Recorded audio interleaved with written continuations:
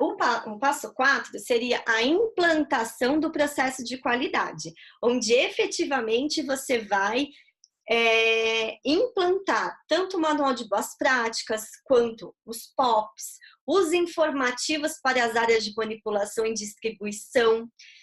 Isso é importantíssimo, que depois eu vou falar um pouquinho para vocês. Fazer o quadro de risco das preparações, como se fosse um mini APPCC. Desenvolver a ficha técnica de preparação, principalmente em restaurantes, tá? E treinamento de funcionários.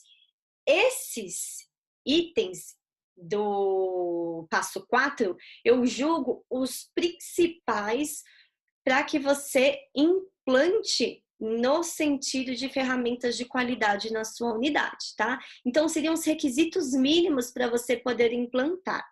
A gente sabe que não é fácil implantar um manual de boas práticas, nós temos dúvidas, não existe um manual, né, ou um passo a passo para desenvolvimento de um manual validado pelas legislações.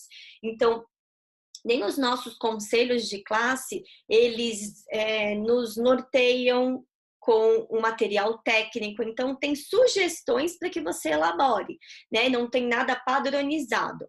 Então, a gente fica meio perdido na hora de fazer o manual. Será que eu tenho que colocar como deve ser, como está na legislação, ou como é na minha unidade?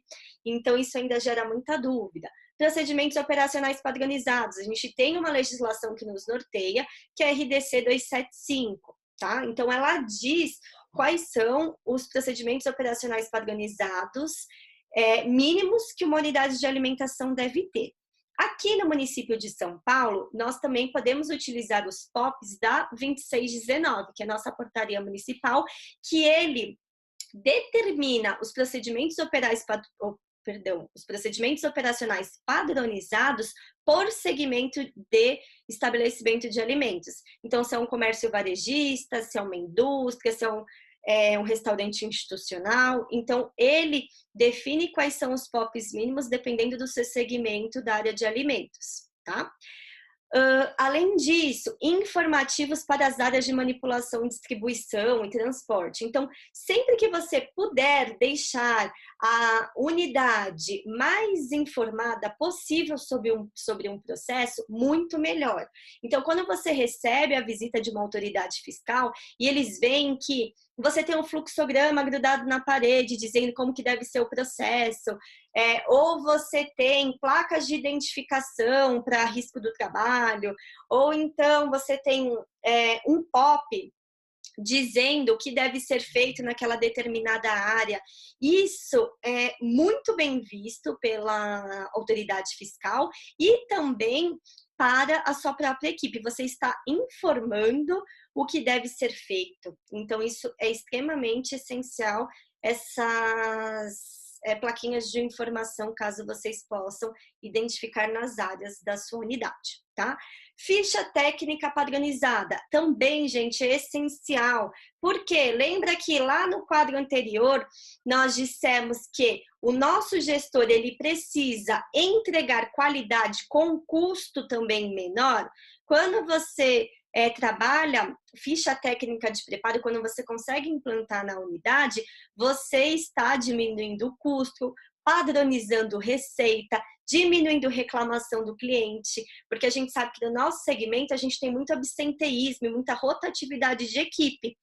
Então, às vezes, um cliente ia em um determinado estabelecimento, ou vai pelo tempero lá do alimento, ou da preparação, ou do prato, que lembra da avó dele, ou da mãe dele. Mudou o funcionário, a receita, né, ou aquele prato não tem aquela mesma característica. Ou seja, o seu gestor acabou de perder um cliente. Então, quando você explica isso para o seu gestor, acaba sendo mais fácil de você conseguir fazer o processo de implantação. E quando você fala que você vai reduzir desperdício e custo, aí se torna mais viável ainda você conseguir aconselhá-lo para fazer a ficha técnica da unidade. E algo que é obrigatório também pela legislação é o treinamento e a capacitação do seu quadro de funcionários. Gente, o treinamento de funcionários não deve ser algo maçante, ele deve ser algo didático, atendendo às características da sua unidade. A vigilância sanitária, ela liberou um programa de capacitação de funcionários online. Então, é uma forma de você treinar o seu funcionário, mas eu acredito que ela não deva ser exclusiva, tá? Porque, primeiro, por ser online, a pessoa vai ter que ter um equipamento, vai ter que ter um computador. E muitas vezes, esse treinamento, por ele ser padronizado, ele acaba sendo o básico sobre a parte de tipos de perigo, uniformização, né? Então, todos os requisitos básicos para você poder treinar o seu funcionário. Porém, ele não traz a realidade da sua unidade. E você também não fortalece a relação com a sua equipe. Então, é essencial que você, enquanto consultor de alimentos ou responsável técnico da sua unidade, você tenha esse momento de proximidade aí com o seu funcionário, para que ele confie no que você está falando e para que você consiga ver a mudança de comportamento, para que depois você possa o parabenizar. Enfim, não sei se na unidade também tem algum programa aí de motivação dos funcionários, que também é essencial. A partir do momento que o funcionário vê, né, a aplicabilidade do que ele está fazendo, quando você consegue sensibilizá-lo, você consegue fazer rodar o processo dentro da tua unidade. Lembrando, gente, que é importantíssimo que sempre que sai um funcionário, entre outros, ele também seja capacitado. Se tem que ver como que funciona dentro da unidade com a gestão, mas fazer momentos de capacitação ao longo do ano para que esses funcionários possam sempre estar em contato aí com a nutrição, tá? Monitoramento do processo. Uma vez que você implantou, você não pode largar. Então, você precisa monitorar para ver, né, se os processos estão sendo seguidos. Aí vai depender muito do seu contrato, da sua agenda com o seu cliente, para saber a periodicidade de retorno do consultor à unidade de alimentação, tá bom? O item 6, o passo 6, seria a reavaliação do processo através de lista de verificação. Então, de tempos em tempos, você precisa passar um novo checklist para ver se as não conformidades estão se tornando conformidades. Então, se sua porcentagem de conformidades está aumentando. Então, esse também é um parâmetro para que você possa demonstrar a efetividade aí do seu serviço para o seu cliente.